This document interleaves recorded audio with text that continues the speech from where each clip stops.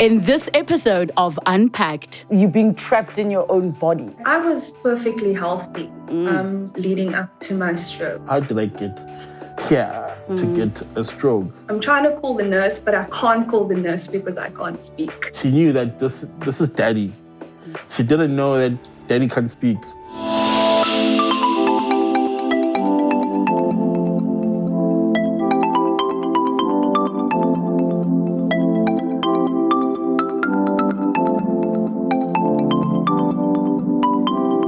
Suffering a stroke at a young age. Both of our guests today are here to share their stories. Let's unpack.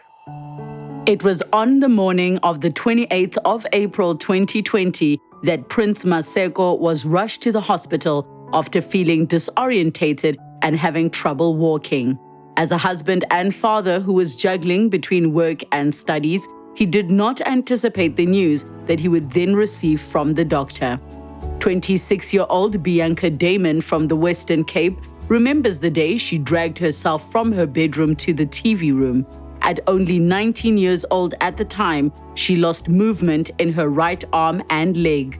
Given her young age, it was only much later that doctors were able to give her a diagnosis. Both are here to share their stories. Let's unpack.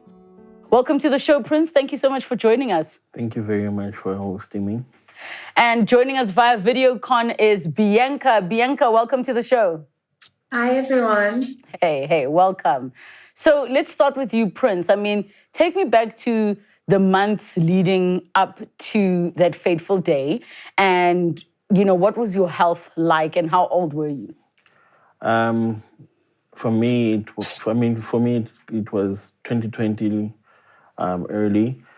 So what happened was in January, we lost my mother-in-law. So obviously with all of these funeral arrangements and I think that time I was also supposed to go to work because I just finished my December leave and then went on after the funeral. We also did the ceremonies that are, the ceremonies that we do. The cultural ceremonies. And then late February, I started feeling tired. I first started feeling some difficulties when I laid on my back. I couldn't breathe. And then I thought to myself... And for context, at the time, COVID was not really a serious thing. No, it wasn't at that point. Really it was serious still thing. An abroad thing. Yeah, so I think leading up to March, where I started struggling, and then I went to my doctor. My doctor said, no, the only thing that they can see is my blood pressure was high. And then they prescribed me medication. And then, But health-wise, building up to that point, I mean, what was your health like for you to say that, you were struggling to breathe when you were lying down and that kind of thing and issues in this region? What was your health like up until that point? I think, I was okay. Like I said, I had just gotten off my December leave, holidays was nice and all that stuff. So for me, until after the ceremonies and the stuff that we had to do with the funeral, that's when I started feeling difficulties and stuff. But I thought to myself, it's something that will just pass. So I think about March, that's when I thought to myself, okay, let's go to the doctor. Yes. Just to get a little bit of, to see if they see something wrong. I literally had X-rays and everyone was saying there's nothing wrong.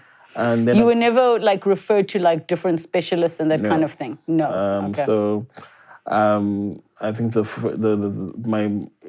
first doctor I went to was my GP, and then I went to another GP just to get a second opinion. And then so. I think also I was very overweight that time. I could see that my body was struggling. And then March, we got into level 5. And of course, all of these things that also come into play, your mental health, the anxieties and stuff like this. And then they started building up as well. And then on April 28th, 2020, at 2 o'clock in the morning, I woke up, and then I couldn't speak. I couldn't. As in, like, your mind is there, but... Yeah. So, like, when for me at that time, because I was also pursuing my studies, so I usually work at that time. I usually worked at 2 o'clock, and then just to get my studies going and all that stuff. So when I woke up, I felt that, okay, there's something really wrong, and then, but I couldn't put my finger on it. And I went out of bed, and then I went to the lounge.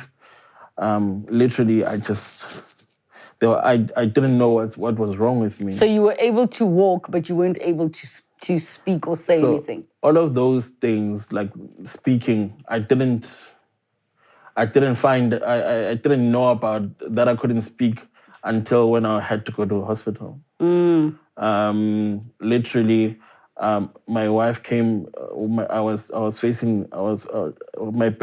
back was faced to my wife, and then she came and said, "Listen, are you okay?" I could hear her, but I didn't react. So I think that's when for her the alarms went off to say, okay, something's wrong. definitely wrong. Yeah. And then so at that time I was still disorientated. And then so my mother arrived at around 5, and then we went to the hospital, and then after the X-rays and the scans, the doctor said you had a minor stroke. Wow. Yeah. And I mean, just in terms of while that was happening, was it just that you knew something's wrong, or that you suspected a stroke? No, I didn't. Like, literally, I would never imagine that there was something wrong to the extent that I got a stroke. Yes. I knew that my health was not up to scratch. But I, at that time, when the doctor was telling me, when the doctor says to me that you had a stroke, it's almost like you get shocked. And for me also at that time, remember that I was struggling to speak. I was struggling to, like literally when they asked me for my medical aid number, and it's on my phone, I couldn't open my phone. I couldn't, because literally numbers it's almost like there were hieroglyphics. Like I couldn't remember anything, like to say, okay, this is in my PIN or Were you aware, like, while all of this is happening, were you just confused, or were you aware that I'm supposed to know how to read this, but I can't read this? I think most of those, like I said, when my mother arrived, that's when I literally didn't, that's what I found out that I couldn't speak. When they asked me for my medical aid number, that's when I couldn't, that's when I found out that, okay, typing is also a problem. And then literally before we left my house to the hospital, I wanted my bag. And I wanted to tell my wife, listen, I want please fetch me my bag, because I was in the car already. And then just trying to speak to her, just trying to communicate to her The words just didn't come. So I knew where my bag was. I knew, what was in my bag in terms of like your IDs and all this stuff. So I know everything. So I literally had to get out of the car and go back. And then when I tried to grab my bag, that's when I saw, okay, my arm, my hand is not I understand working. what you're saying. Yes, Yeah, yes, so yes. almost like every single thing that was physically wrong with me, I found out As you were trying I, to use it. Yeah. literally I think that day it was on a Tuesday.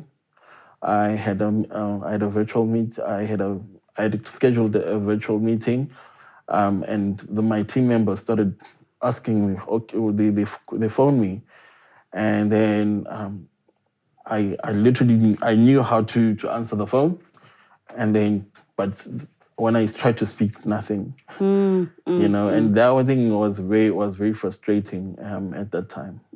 I can only imagine. Bianca, I'd like to find out, just from your side, what was your health like, the build up to you getting a stroke? Okay, so something that you guys may not know is that I was perfectly healthy leading up to my stroke, right? I wasn't overweight. I exercised. I ate relatively well. I kept a healthy lifestyle. And I think that's why everyone was so shocked as to when I got my stroke, right? Because I didn't have any typical stroke factors or triggers in that regard, right? But when when I fell sick, I was 19 at the time, so I was relatively young. And I was at home with my parents. Woke up in the middle of the night and I just felt my body was extremely heavy almost. I couldn't really move. I tried to rush to the bathroom because I thought, okay, maybe I'm going to get physically sick. Something's not 100% right here.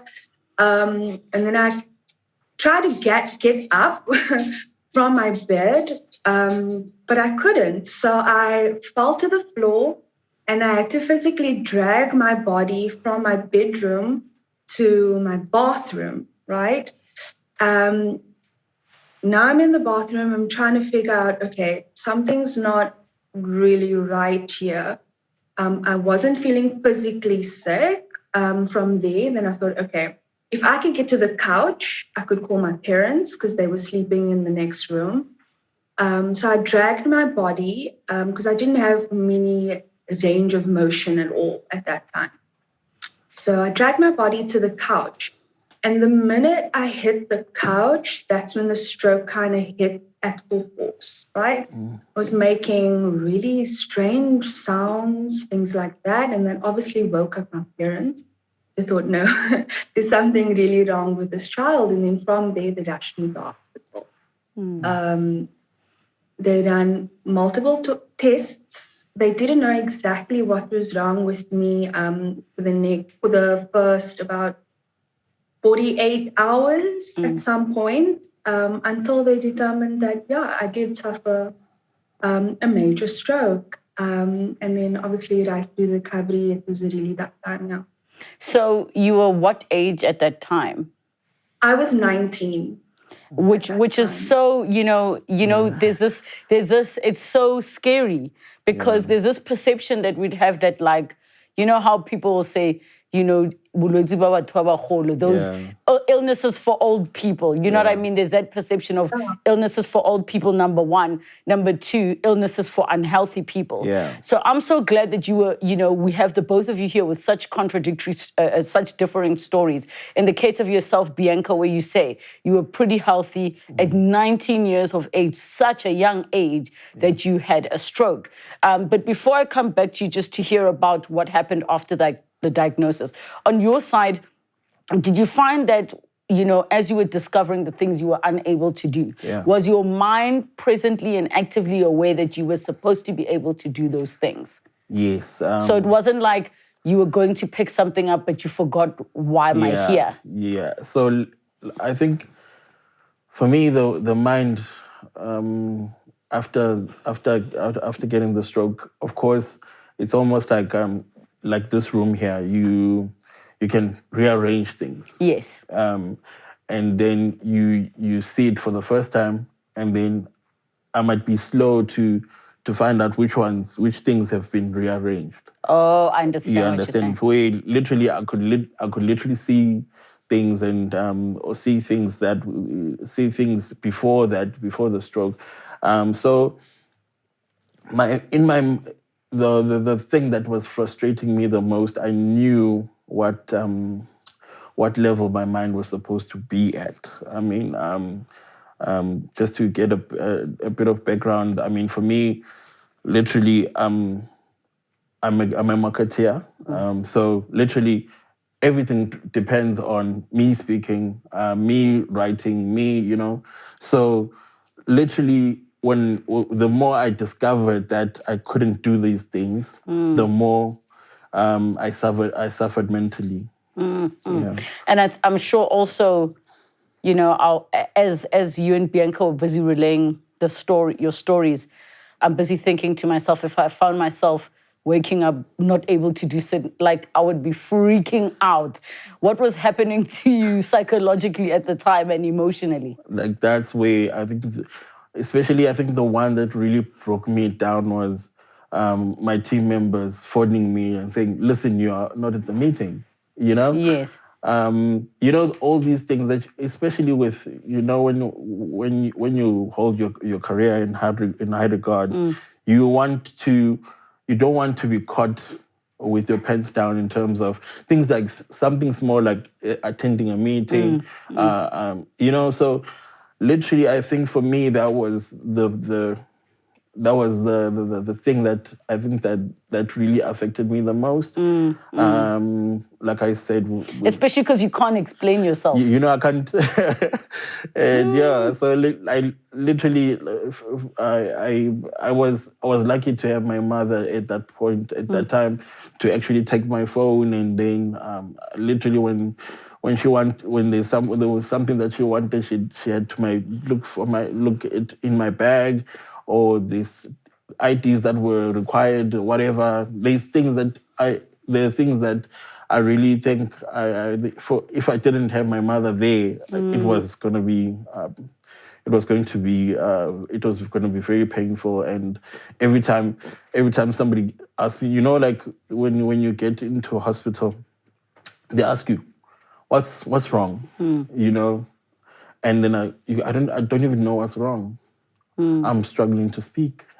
I don't even understand why I'm struggling to speak. And so when the doctor really confirmed that I had a stroke, actually now that when the doctor confirmed that I had a stroke, now the mentally I'm saying, how did I get here to get a stroke? So it was very frustrating, and yeah.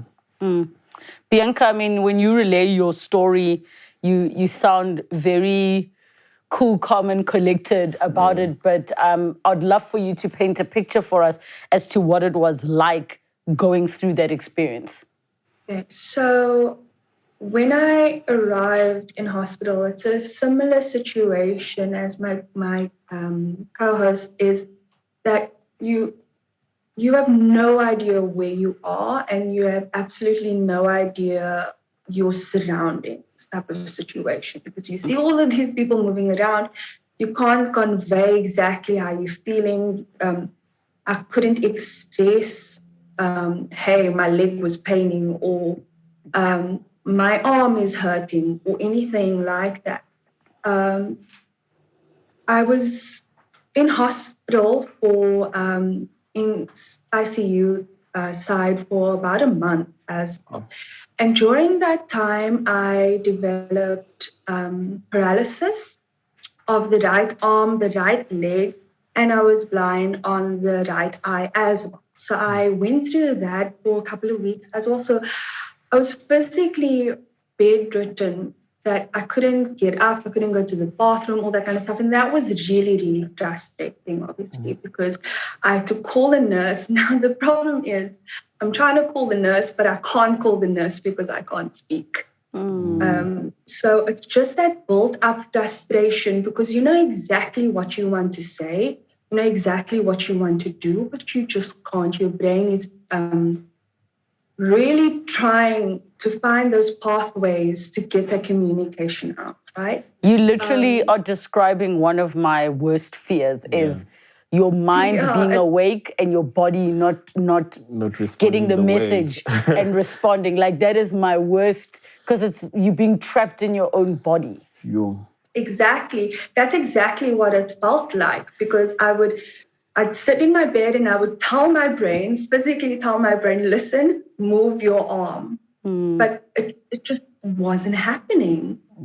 So that was obviously really terrifying. And with the speech side of it, so I developed, which is called aphasia. Your stroke obviously hits different parts of the brain, right? So it can affect different parts of the brain. My stroke hit me in my left bottom part of the brain, like around over there. And that's where most of your speech and language is stored, right? That's where my blood clot was most prevalent in the brain. And I developed aphasia. So for that, I couldn't read, write, recognize numbers, nothing like that. And I went through that process for about 3.5 years, not being able to communicate effectively with my loved ones or anything like that. But psychologically, it was, to be honest, a little bit of a nightmare. It was so frustrating because you just want to tell your loved ones, my parents, my friends, that I love you. I could only say a few words right in the beginning. I could only say I love you or yes and no. That's the extent of my language back then. But I think just the most difficult part for me was just the communication, definitely. It's absolutely amazing that you went through all of that and went from being able to say I love you, yes, no, to now, having your speech, your language back, your ability to communicate at the level it is right now. I think that's amazing. And this was about 6 years ago? Yes, it would have been 6 years ago now. Yeah. So it was a long road to recovery. I'm not 100% recovered. My doctors told me back then that I would only make around a 60% recovery, which is really lucky considering the extent of the stroke that I had. But now at this point, I am at the 95 recovery rate, which is fantastic. The biggest thing that helped was obviously speech therapy. So I spent 3.5 years in speech therapy with this fantastic speech therapist, Lee. She really helped me. And obviously with the help and support from my parents, I mean, you go through this life-altering thing in your life. And without having a support system, I'm not sure how anyone would be able to cope. So I think the most important thing is to have those loved ones to really try to support you through it. Yeah, and then obviously physio to get my movement back and everything. But yeah, I think I've made a pretty good recovery so far. Prince, share with me what your recovery was like, because now we ended with you being in the hospital, being told what's happening. What happened next, and what was that journey like? Similar to Bianca's story, I was in ICU, but I wasn't in ICU as for as long as she was. So I was admitted to April 28th, and then I was discharged May 6th. Yeah, and then for me, the most difficult part was understanding what caused a stroke. I mean, for me, there was a lot of things that could have told me what caused the stroke. So, but I sat in ICU for about a week, and then. And what were your abilities, or at the time that you were in ICU? Were things getting better or worse? So I think it's almost like a peak. Yes. The first thing that happens, you need to accept that you right now you have no control over speech. You have no control over certain things, certain thoughts and stuff like that. And then after you get to that point, and then things to get better. So literally, for me, it was both a mental and physical battle. Physically, I was getting better, but mentally, it was a little bit difficult for me. Even after I was discharged, I went to my parents' house, just because at that time, because it was level 5, and the specialist was close to my parents at that time. So the biggest thing that I had to fight in terms of mental thing, like I said, the biggest battle was more mental than physical. Mental as in accepting what was happening, or mental as in the stroke itself caused certain mental challenges? Yeah, so it's a little bit of both, because Yes. obviously, like, my coordinated thoughts weren't working the way that I was before. So literally, but also when the stroke hit both ways, it was good and it was bad. So for example, when I was discharged, I noticed that things, I would remember minute details. Even on the drive to when I was going home, I would literally say, "Wow, was the sky this blue?" When I was, was this thing? It was almost like a rediscovering, So what Which is a good thing that you saw it as a positive. Yeah. So literally, because at the time when I was in hospital, it's almost like you're trying to find out what can you do, even though you know what you can't do. What can you do? So when I would try to make sense of like if I tried to read subtitles, it got better with time. And then I try to read a paragraph, and then I'll get lost on the 5th sentence. And then I tried. It's almost like a practice. You try, to put yourself into all these mental exercises.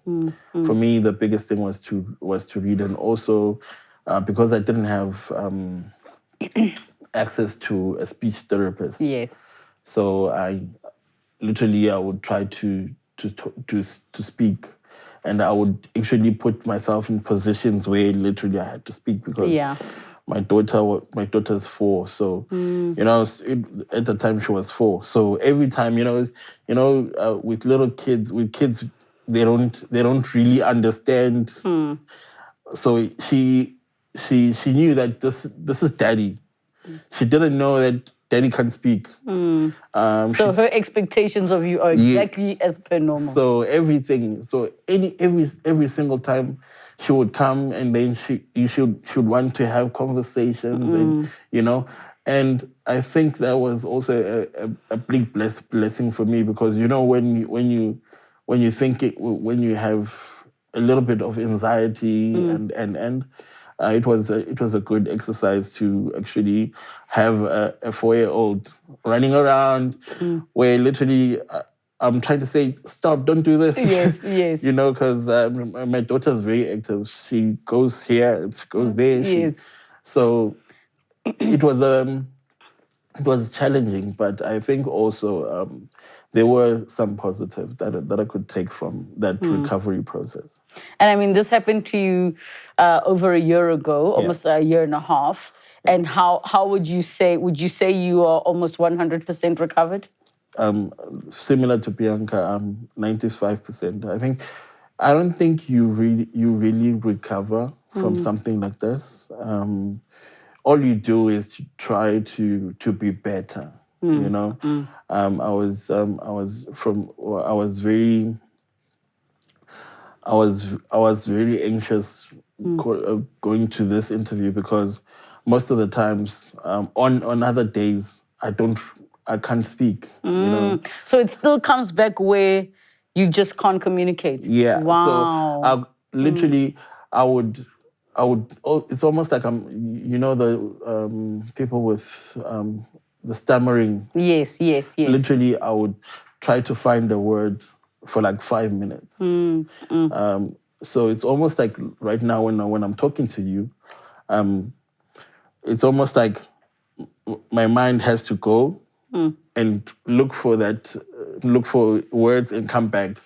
And sometimes the words are not enough. Sometimes they're structured they're not structured well, and sometimes it takes a little bit of time. So it's almost like my mind goes to that chest of drawers and looks and looks and looks and looks and looks and then comes back. So sometimes it's okay. Sometimes I can speak, and especially when speaking with a large volume of people, I tend not to want to do that. And I'm sure there's situations that actually can make it more difficult, like maybe stress and stuff like Yes, that. Yeah. maybe for me, but this is the one thing that I had before I got the stroke. Especially when I'm angry, I don't want to speak. Which is forcing you to not be angry, you know? So Yeah. So every single thing, almost every single thing, you get up every day, and then you're grateful to say, okay, I'm here. Yeah. But what the journey brings, what journey is brought by that day is different. It can, you know, I can be literally have so much fun and talk and have socialize, and the following day I'm literally deflated. I'm not able to speak. It's everything doesn't make sense to me. Yeah. Bianca, does anything that Prince is saying resonate with you, just in terms of the recovery journey and what day-to-day life is like? Definitely. I mean, he pointed out things that I still struggle with. I mean, it's been 6 years now, and I'm still battling through those things to this day. You pointed out something when he's angry, he can't particularly speak. For me, it's when I'm nervous. I have so much trouble trying to get words out when I'm nervous, or specifically when I'm tired as well. I can't form sentences that make sense, anything like that. And it's also the same type of situation where you'll have one day where everything will just be so perfect. Your speech is perfect. Your limbs are moving. Everything's so great.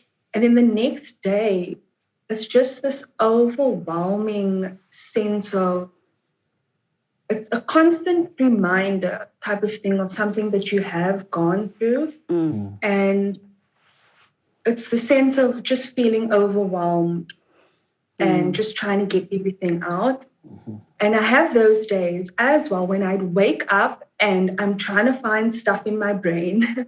I'm trying to find the words, but they just won't come out. I'm working now, and I still have those moments in meetings where I can't convey some things that I'm supposed to correctly in a meeting, or when I work with numbers. So sometimes numbers get jumbled up sometimes, and then I just have to take a step back and I'm going to be like, okay, Bianca, take a breath, calm down, look back again, just take a second, and then it will slowly come back. So it is a day-to-day thing. And something that I also just want to touch on is that I'm not sure if it's the same thing, but you have this slight fear, this constant fear that you can have another stroke. Oh. Because Yeah, I was actually going to ask that like, because you've had a stroke, are you now more susceptible to getting a stroke again? Yes, it's just something in the back of your mind. I mean, it's been so many years now, and I try to keep as healthy as I can, but there's always that chance, there's always that instance when it can happen again, and your second one can be so much worse than your first. So I just try to take it day by day. I have my bad days sometimes, but every day is literally just a blessing to wake up and. Can I just ask then, Bianca, do we have any idea at this stage what the cause of your stroke was, considering you're young, you were healthy? Were there pre-existing medical conditions, or was there some other issue that the doctors picked up? Okay, so I'm a little bit of an enigma, apparently, according to my doctors, because they honestly do not know exactly why I would have a stroke, right? I didn't have a medical history of stroke, heart problems, cholesterol, nothing like that. There was none in my family. All they know is that my blood was thickening over a period of time. I split a clot in my body, and then it traveled to my brain. They suspect that a combination of medication that I was on, like pain medication or something like that, may have contributed to the thickening of the blood. But to this day, they can't tell us exactly the cause of why this happened to me. And it's just really prevalent that it can happen to anyone at any age, which is something to know. Yeah, I think it's so important that you are mentioning that, especially for the viewers at home, for them to get an understanding that we might think there's a picture of what a person who's had a stroke will look like, but it can happen to pretty much anybody at any time, because while you may be healthy, you may be young, you may be fit, you might be doing all the right things, what's happening inside your body, you don't know up until that moment. And I think that's why it was so important to have the conversation that, yes, young people can also have strokes. Bianca, thank you so much for sharing your story with us today. I really appreciate, you coming to talk. I'm so happy that you've made such great progress. And I hope that your fear becomes less and less every day, and that you continue on your healing journeys and regain as many abilities as possible. Thank you so much. And thank you for everyone just allowing me to share my story. And hopefully it will inspire the young generation as well to look after themselves. And thank you to you, Prince, for coming through to studio, for sharing your journey. I mean, we didn't even get an opportunity to touch much on the support system, but I think because, of course, this was so much about your own personal journey, but I think, I'm sure you can resonate with the fact that the support was everything. Yeah, similar to Bianca's story. I mean, I'm blessed to have both parents, and also my wife, and also my child. And also I've got a very extended family in terms of my network with friends, everyone. The support system I couldn't have made it here if it wasn't for them. Also my colleagues as well. I mean, they played a big part in terms of my recovery as well. Thank you so much for coming through. Thank you. #Unpacked with Relebogile. What do you think about our discussion today? I mean, I am completely surprised that somebody at the age of 19, as young as 19, can get a stroke, fit and healthy, yet was not aware of what was happening inside of their body. So I think the message that I take out of this, and I hope that you are inspired by, is that we really must take care of ourselves. And let's also go out of our way after today's episode to go and see what are some of the signs and symptoms. What are those warning signs? The sooner you get help, the sooner you get medical attention, the better. Thank you so much for joining us. Have a good night. Next time on Unpacked. And I think the one thing colorism did for me is it made me draw into myself, that I would call myself these names first. Just within family, before you even walk outside the door, the teasing begins. This thing of having to not feeling black enough. I find myself being apologetic for how I look like. You aren't actually beautiful, you're just light. Why do you associate beauty with being lighter? We need to challenge these ways of thinking,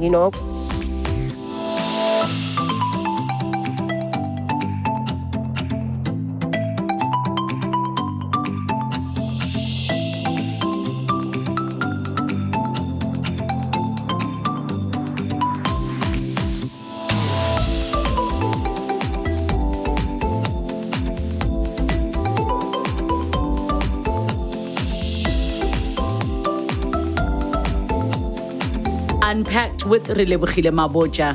New episodes weekdays at 5:30 p.m. on my YouTube channel. Don't forget to subscribe. Television edited broadcasts weekdays at 5 p.m. Open up to S3.